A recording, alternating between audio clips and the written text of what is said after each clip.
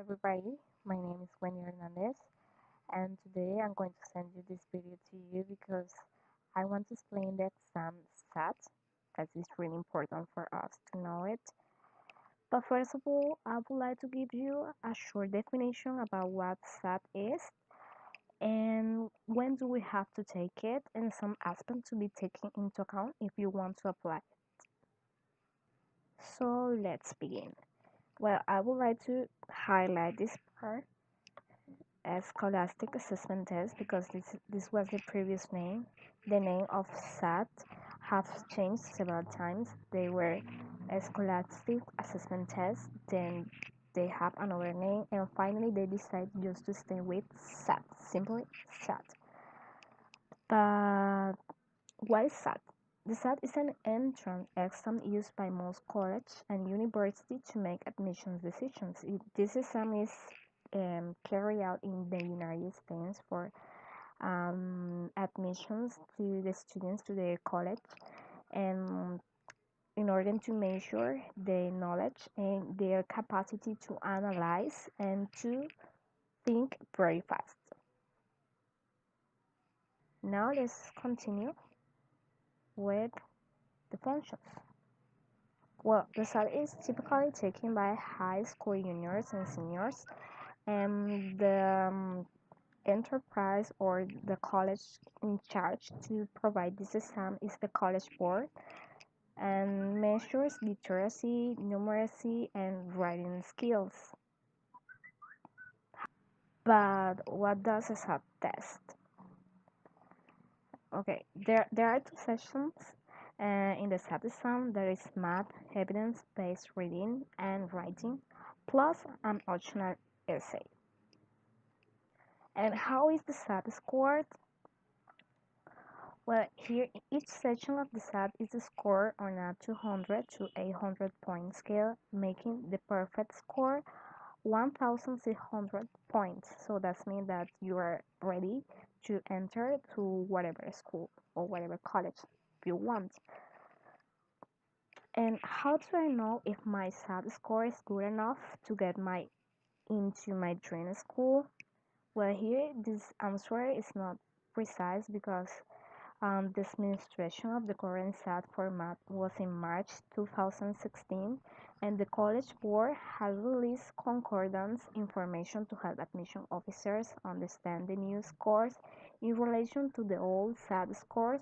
As I mentioned before, they have changed several times their names and their way of measuring the scores. So every year they are changing, but as we said, as I mentioned, so they have to discuss and trying to measure again the score of the SAT. And how do I register? Okay, so to answer this question, we have to take into account the tests, the deadline of the test when we have to register ourselves and fall approximately 5 weeks before each test date. Register online on the College Board website. The College Board may require self-registration by mail under special circumstances.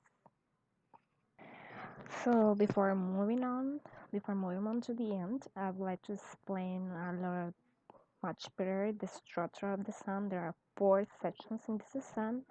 This is reading, writing, and language. Math without calculator, and the other section is math but with calculator.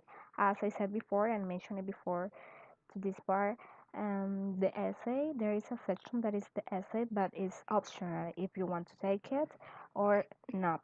So the cost is changed. It changes if you want to do it the essay, and if you don't want to do it, the cost can low or can increase. So to the end, I did this chart here, and some in order to summary this information. For example, the frequency 7 times a year. The duration of the exam is 3 hours 50 minutes. The sections, as I said before: math, evidence-based reading and writing, and optional essay. The cost 54.50 and for 43 without essay. And the maximum score, as I said, is 800 sessions. Essay reported it separately, and this score is well can vary from one school to another. And well, I would like to conclude this presentation and answering this question.